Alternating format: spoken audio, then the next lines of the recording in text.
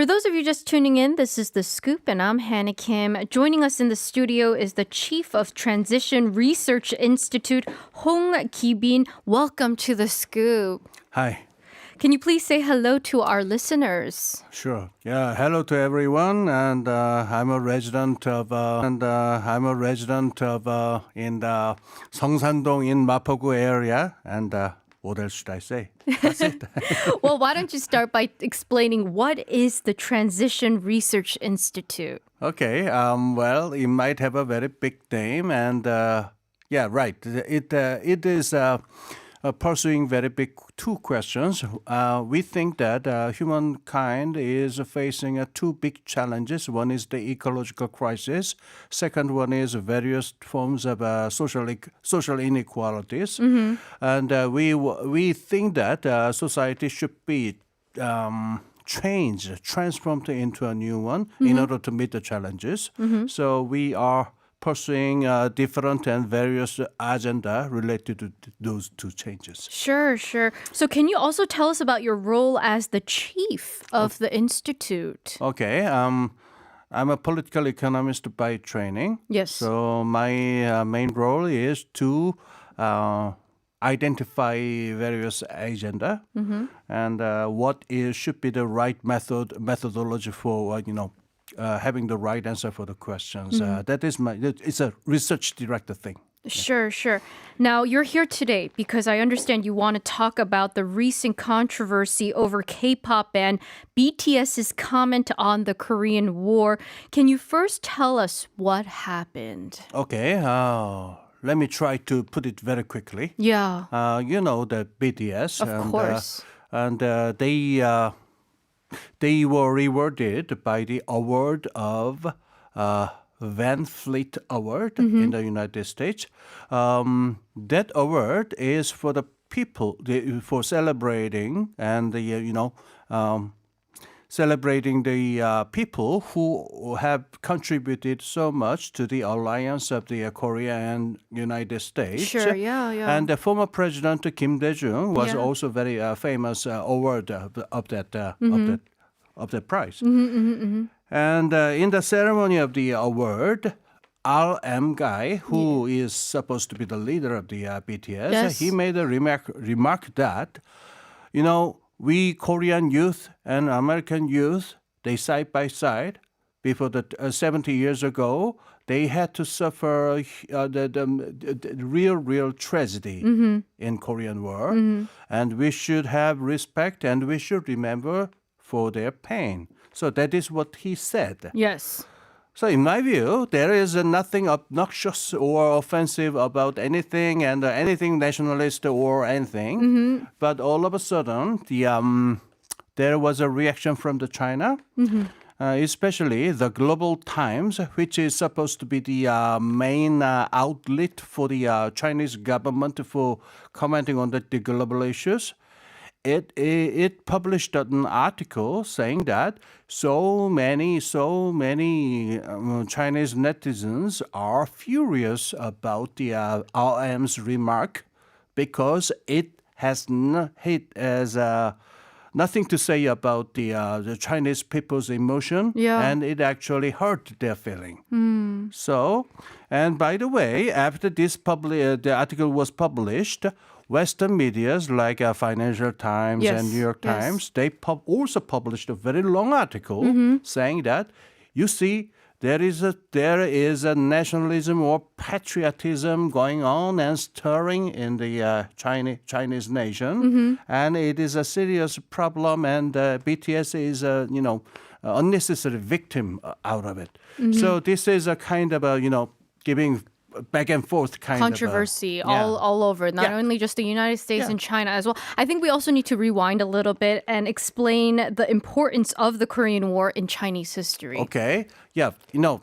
It's undeniable fact.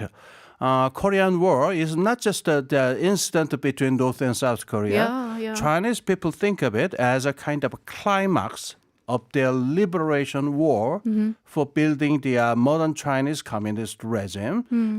First enemy was Japanese imperialism. Second was the Chiang Kai-shek and the National Party. And third one, the climax one, was the defeat of the American army in the Korean War. And they also cost a lot.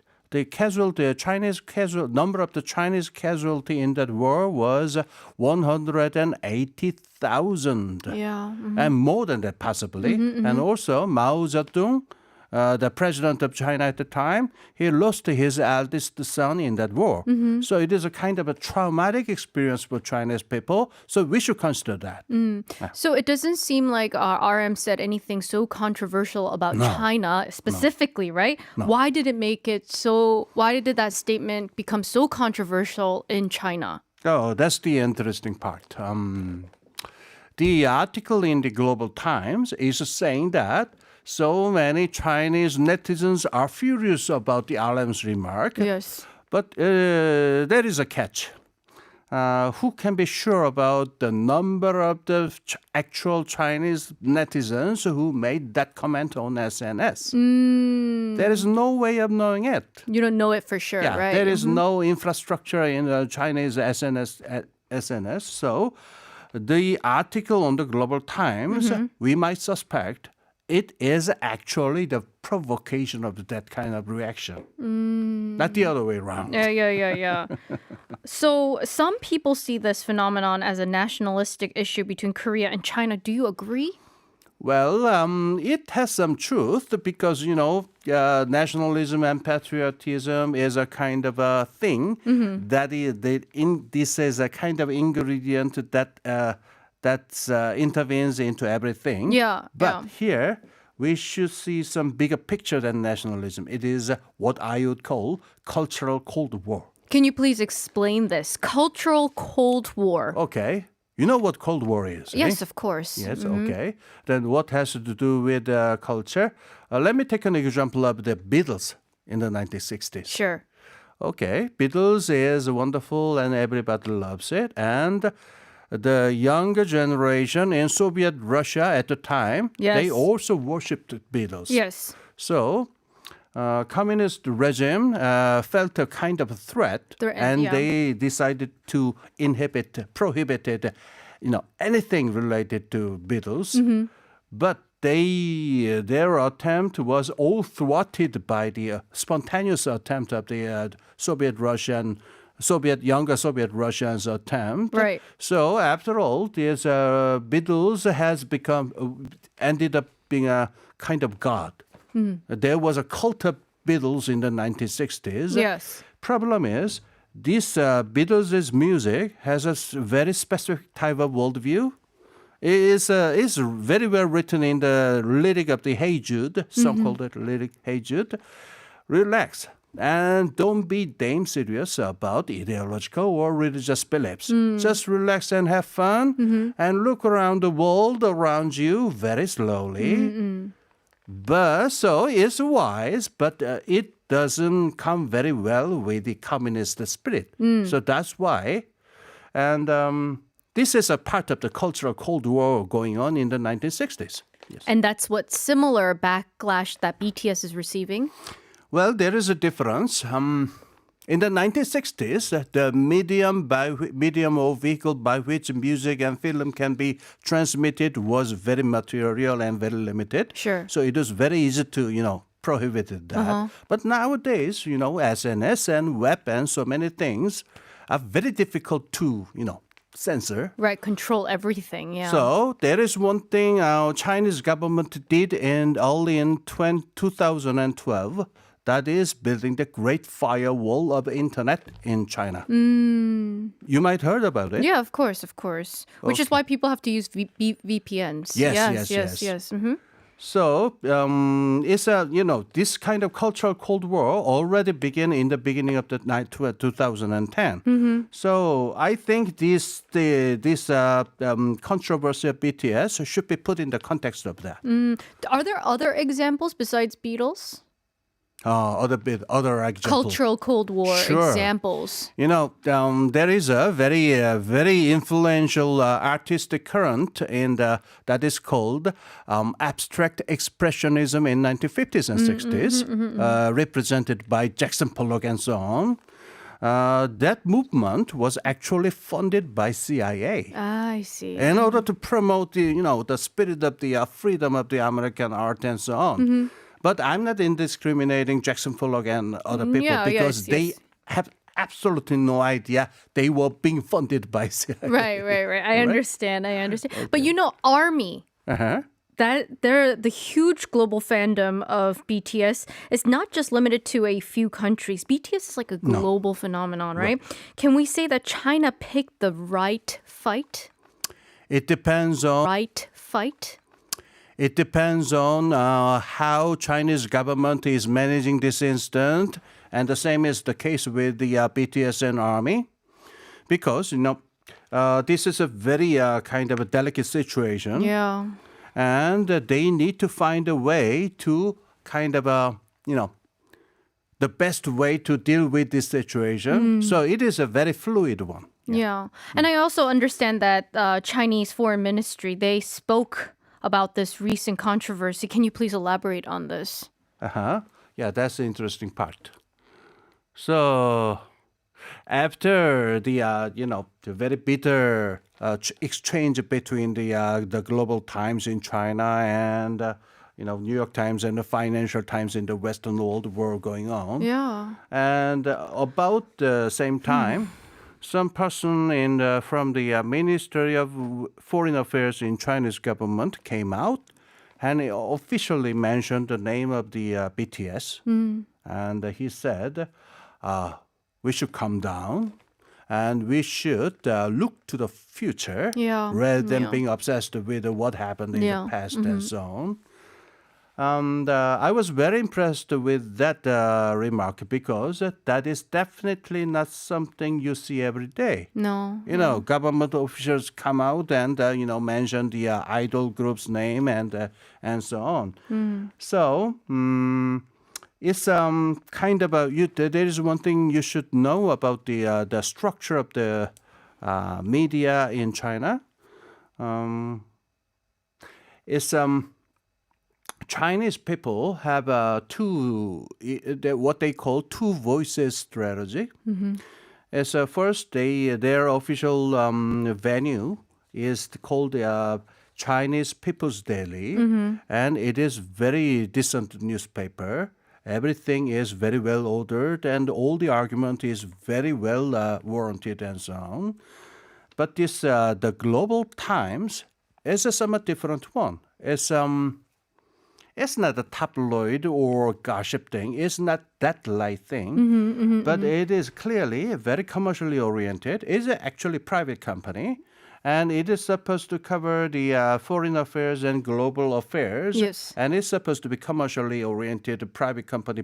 But nobody thinks of it as an independent media from the Chinese government.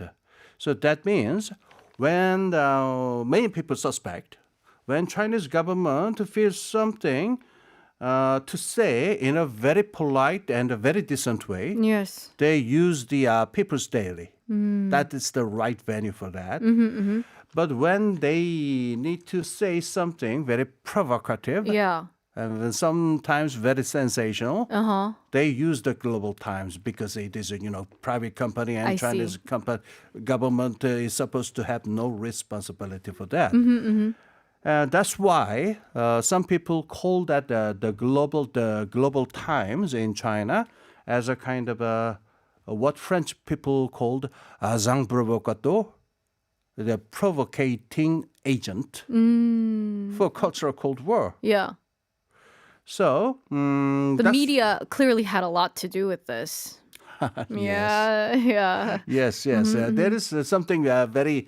There is one very important, interesting cliche that we can find in almost all the newspaper. That is, when you see some kind of article, revealing or exposing something, you see a phrase at the end of the article that says, this incident seems to create a lot of controversy and so on. You know, it's actually the declaration that newspaper is very interested in creating that kind of controversy. Right. Creating that type of talk, yeah. Yes. Mr. Hong, in this so-called cultural Cold War, right, what would we say about the influence of BTS in the world? That is a very interesting question. Yeah. I am also surprised at the speed and rapidity by which BTS and ARMY is transforming itself. Several years ago, they were just one of the so many idol groups in the world and so on. But nowadays, especially in this year, 2020, they became a very strong and powerful meme. Let me say something about this meme. Meme is a kind of gene that can reproduce some kind of a way of thinking and way of behavior in so many other people. That's the mixture of gene and mimesis emulation. So I think in 2020, ARMY and BTS, like it or not, they have become a kind of very strong, powerful meme in the international scene. Yeah. First example is, in this year, there was a very strong anti-racial movement in the United States after the Floyd murder or Floyd incident. Black Lives Matter, yeah. Yeah. And Army people, Army friends, they were very active in promoting the spirit of anti-racial movement and taking sides with the Black Lives Matter. So they begin to have some clear message. And secondly, in the early October, there was a war. There broke a war between Azerbaijan and Armenia. And some very young female teenagers in both countries, they took out the sign clearly showing no more war. Please, peace, written in Korea, which is the lingua franca of the army, the universal language. So, in other words, anti-racism and anti-war, these kind of very universal demands of the humankind have become a kind of a universal language in the army and BTS, it seems. That means, BTS is huge everywhere in the world, and the army is huge and everywhere in the world. In this case, this is a very strong meme in the international scene. Yeah, it's not just music anymore. It's political and social too. Yeah. Yeah, thank you so much for your insight into this controversy, Mr. Hong. Is there anything you would like to say before you go? Well, one thing. I'm an old guy. I'm a member of the boomer generation, and I feel very sorry about what kind of cruel world I'm giving over to the younger generation. And I'm very proud of BTS and ARMY and what they are doing. Yeah. So I hope they are doing well. Me too. Me too. Also, do you by any chance have a song request for us? Yes. My request is song titled Rain by Beatles. Mr. Hong, thank you so much for joining us today. We learned so much from you. This is a different angle from this whole issue. Thank you so much. And we'll see you again next time. Thank you. Bye. Scoopers, we'll be right back. This is Mr. Hong's song request. It's Rain by the Beatles.